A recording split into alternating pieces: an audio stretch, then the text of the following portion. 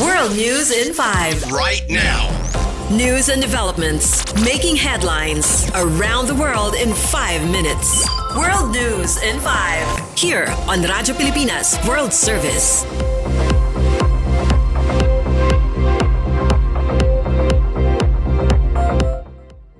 Good day, I am Peñano with today's World News in 5.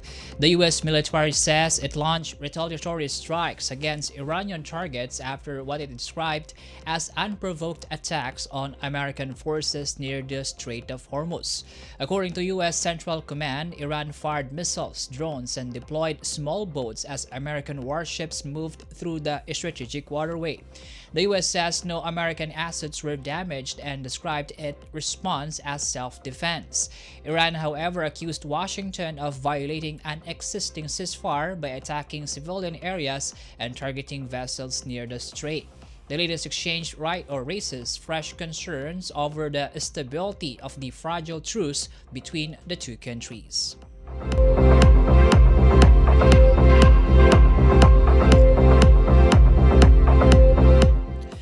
Still in the Middle East, an Israeli airstrike has killed the son of Hamas chief negotiator Khalil al-Hayya, according to Hamas officials, amid ongoing talks in Cairo aimed at preserving the Gaza ceasefire.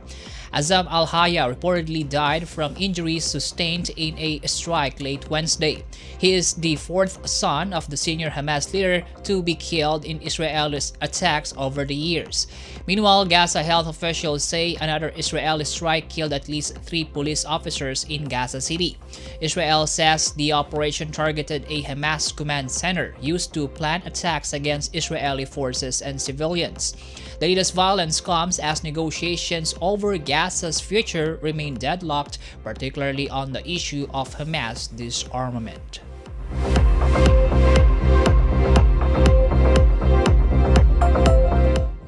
Meanwhile, in Europe, the Russian Foreign Ministry has summoned Armenia's ambassador after Ukrainian President Volodymyr Zelensky made remarks in Armenia that Moscow described as terrorist threats against Russia.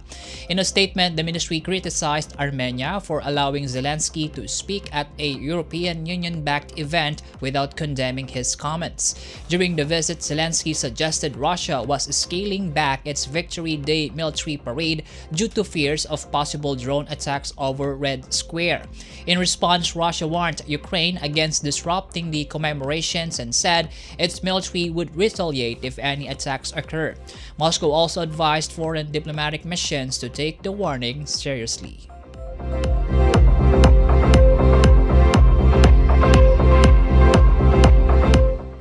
In the Netherlands, an explosion has damaged the headquarters of the Dutch political party D66 in The Hague, according to local police. Authorities say no injuries were reported and one suspect has already been arrested following the incident Thursday evening.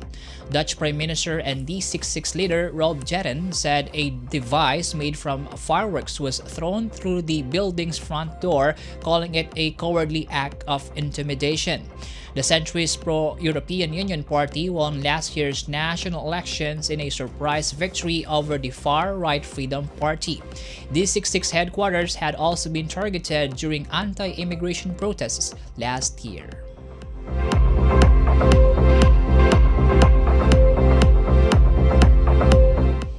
And in Vatican, Pope Leo and U.S. Secretary of State Marco Rubio have pledged to strengthen ties between the Vatican and Washington during talks at the Vatican on Thursday.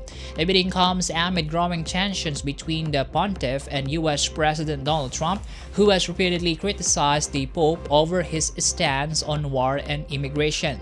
According to the Vatican, both sides emphasized the importance of cooperation and working for global peace.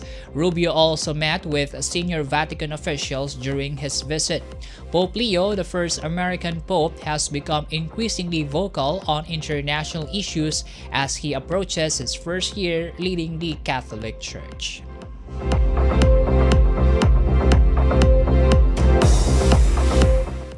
And that concludes this week's edition of World News in 5. For Radyo Pilipinas World Service, I am Peñano. Good day.